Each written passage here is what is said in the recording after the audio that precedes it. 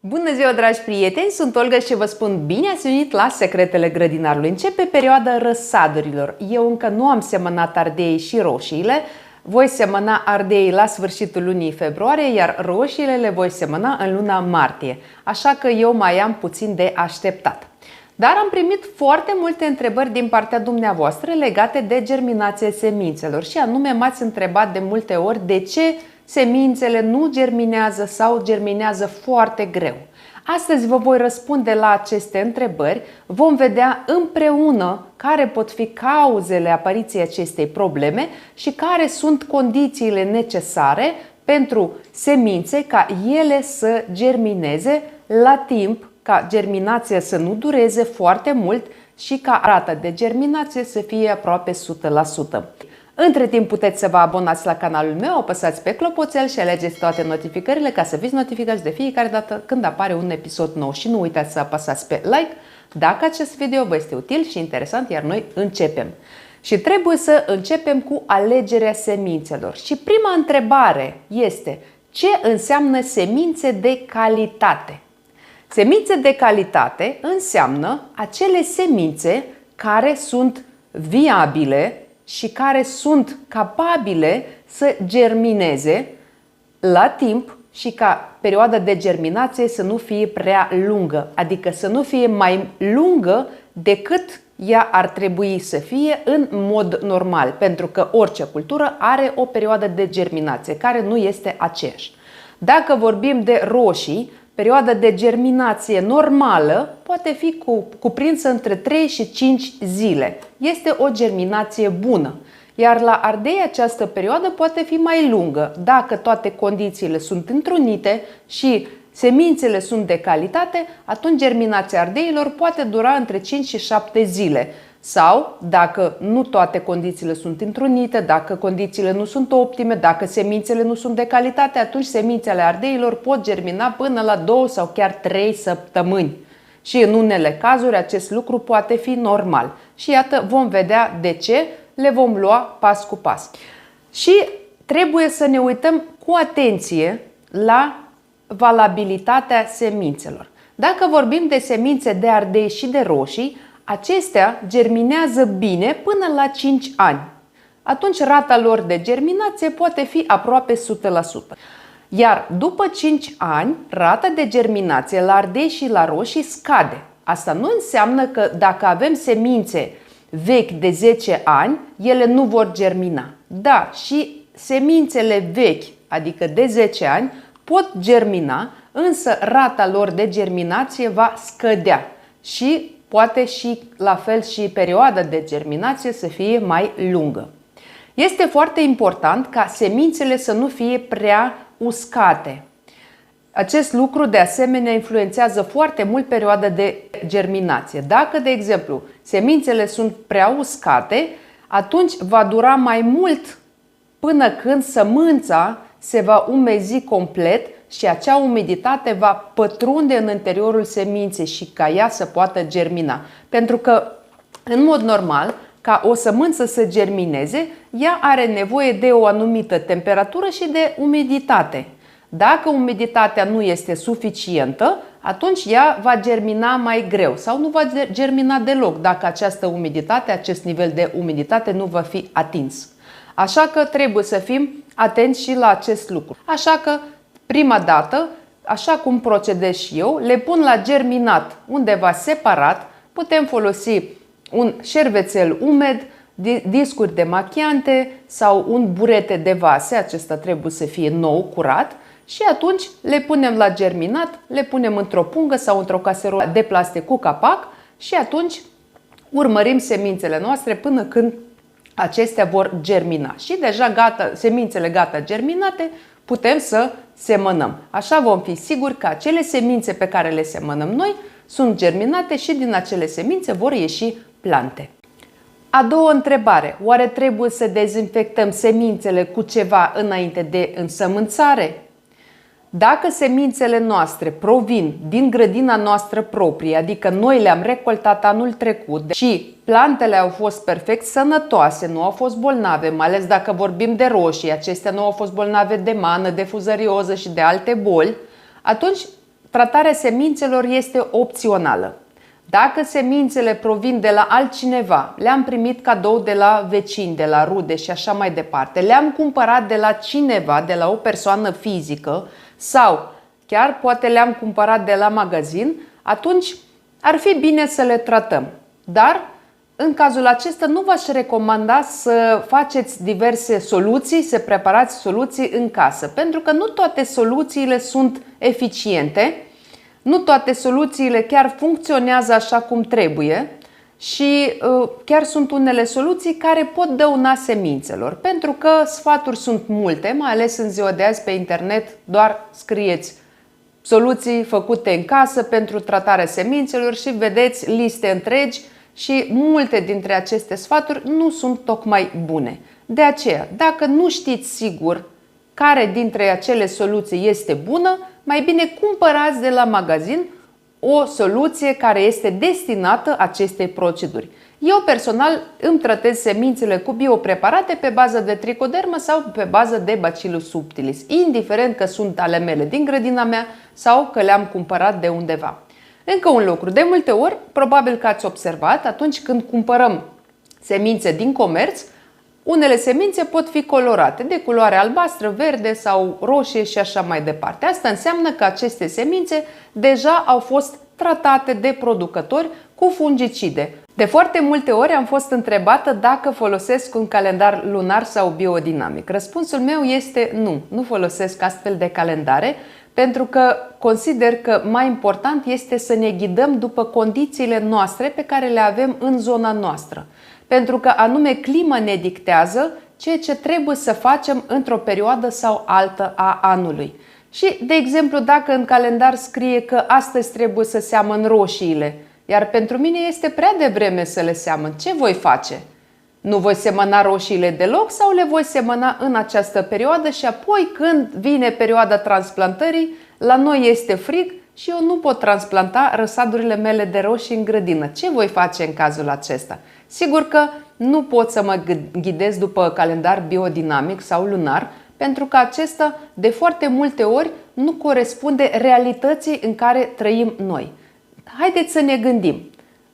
Avem un calendar lunar sau biodinamic și suntem 4 grădinari sau 3 grădinari, toți trăim în România. Eu sunt în zona de vest, cineva este în zona de nord și cineva este în zona de sud.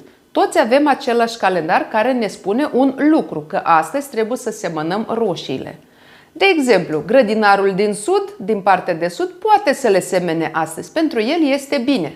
Grădinarul din nord sau eu care sunt în partea de vest, pentru noi este prea devreme. Ce facem noi? Nu mai semănăm roșiile anul acesta? De aceea trebuie să ne ghidăm, în primul rând, după necesitățile plantelor. Pentru că toate acțiunile noastre, în calitate de grădinari, depind de necesitățile plantelor pe care urmează să le cultivăm. Dacă avem roșii, trebuie să știm când se seamănă roșiile, când se transplantează roșiile și cum se îngrijesc și în ce perioadă. Dacă avem castraveți, la fel. Nu putem semăna castraveții astăzi, fiind în luna februarie, pentru că, de exemplu, eu voi transplanta castraveții în grădină abia în luna mai. De aceea trebuie să ne ghidăm, în primul rând, după condițiile noastre. Iar dacă dumneavoastră folosiți un calendar care vă place foarte mult și considerați că acesta vă ajută foarte, foarte mult în grădinărit, cu siguranță puteți să îl folosiți. Următoarea întrebare: la ce adâncime se seamănă ardeii și roșiile? Semințele de ardei și roșii se seamănă la o adâncime de 0,8 până la 1 cm. Este foarte important acest lucru pentru că dacă le vom semăna prea adânc, atunci riscăm ca semințele să nu mai germineze, ci doar să rămână acolo, să putrezească și nu se va întâmpla nimic. O altă întrebare: cum este mai bine să semănăm roșiile și ardeii? În răsadnițe comune, iată, de exemplu, luăm un vas de plastic și le semănăm în rânduri, sau folosim vase individuale, de exemplu, pastile cu turbă, pahare, alveole sau ghivece. Dacă vorbim de germinație semințelor, pentru că acesta este subiectul de azi, Puteți semăna în orice doriți, pentru că vasul ales nu va influența germinația semințelor, nici perioada de germinare, nici faptul că sămânța va germina sau nu va germina. Așa că, din acest punct de vedere, putem alege orice vas dorim noi. Dar, dacă, de exemplu, semănăm semințele noastre în răsadnițe comune, în vase comune, atunci va trebui să le repicăm la un moment dat. Atunci când roșiile sau ardeii au 2-3 frunzulițe adevărate, ele trebuie repicate. Asta înseamnă că le vom scoate din vasul comun și le vom transplanta în vase individuale. Această procedură înseamnă că noi le vom răni rădăcinile. Oricât de frumos, atent și cu grijă am lucra, oricum rădăcinile plantelor vor fi rănite. Ceea ce înseamnă că plantele vor avea nevoie de o perioadă ca să-și revină, să se vindece complet în acea zonă a rădăcinii. Și asta poate însemna că roșiile sau ardeii vor stagna puțin, cam în jur de 10 zile, până când își vor reface rădăcinile. De aceea, dacă dumneavoastră nu aveți condiții ca să semănați roșiile sau ardeii în vase individuale și nu aveți încotro și trebuie să le semănați în vase comune și apoi le repicați, trebuie să știți că după repicare este absolut normal ca planta să se oprească din creștere și atunci nu se va întâmpla nimic cu ea, nu va fi vizibilă creșterea ei, pentru că toată puterea ei va fi concentrată în zona de rădăcină. O altă întrebare: cât de des se udă semințele proaspăt însămânțate?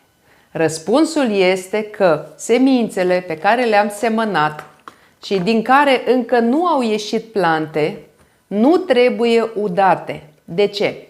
Pentru că în momentul însămânțării, dacă de exemplu avem aici răsadniță comună și avem aici substrat, substratul trebuie să fie umed. El nu trebuie să fie foarte ud și nu trebuie să fie uscat. El trebuie să fie foarte umed. De aceea, chiar dacă folosiți astfel de vase pentru răsaduri, trebuie ca acestea să aibă găuri de drenaj, ca toată apa, tot surplusul de apă să iasă afară și apoi puneți acest vas într-un alt vas, pur și simplu ca să nu murdăriți pervazul sau unde vă țineți aceste răsadnițe. De aceea, după ce am semănat roșiile sau ardeii, trebuie să le acoperim cu ceva, ceea ce va crea efectul de seră. Da? Aici cred că se vede. Ori, iată, eu folosesc astfel de caserole care au deja un capac, sunt foarte comode, eu am închis aici foarte bine și atunci umiditatea din interior nu se evaporă. Dacă nu aveți astfel de caserole cu capac, atunci puteți să puneți aceste caserole pur și simplu în pungi de plastic și închideți bine punga ca iarăși această umiditate să rămână în interior. De aceea nu udăm semințele noastre proaspăt însămânțate cu apă, pentru că nu este nevoie atâta timp cât înăuntru este acest efect de seră. O altă întrebare: oare este obligatoriu să punem semințele la germinat înainte să le însămânțăm sau putem să le semănăm direct uscate așa cum sunt ele? Nu este obligatoriu să le punem la germinat. Atunci când le punem la germinat, atunci este foarte ușor să le urmărim germinația și apoi le semănăm doar pe acele semințe care sunt germinate. Este 1 și 2, așa grăbim puțin germinația lor. Pentru că umiditatea este permanentă în interior, le oferim și o temperatură optimă pentru germinare. Temperatura optimă pentru germinarea roșiilor și ardeilor este 25 plus 25 plus 27 de grade. Temperatura minimă pe care o putem oferi este plus 22, dacă dorim ca semințele să germineze mai repede. Pentru că cu cât scade temperatura mai mult, cu atât mai lungă este perioada de germinație. Ardeii pot germina sau roșiile pot germina și la plus 15 grade, însă în cazul acesta germinația va fi foarte, foarte lungă. Și încă un lucru legat de temperatură este că trebuie să ținem cont că temperatura de pe pervaz este mai scăzută decât temperatura camerei. Dacă, de exemplu, în cameră avem plus 25 de grade, pe pervaz putem avea chiar plus 18, plus 20 de grade. Pentru că este absolut normal ca acolo să fie temperatura mai scăzută. Dacă le vom lăsa pe pervaz și acolo va fi foarte frig pentru semințe, sigur că să nu ne mirăm de ce semințele noastre nu vor să germineze sau germinația durează foarte mult. Dragi prieteni, acesta a fost episodul de azi. Sper că am reușit să răspund la majoritatea întrebărilor pe care le-am primit în această perioadă. Sigur că dacă aveți și dumneavoastră alte întrebări legate de acest subiect, vă aștept în comentarii și vă voi răspunde după posibilități. Iar ca și concluzie, dacă dorim ca semințele noastre să germineze cât mai bine, în primul rând alegem semințe de calitate, deja știm ce înseamnă acest lucru, le oferim temperatură de care au ele nevoie și le oferim umiditate de care au ele nevoie.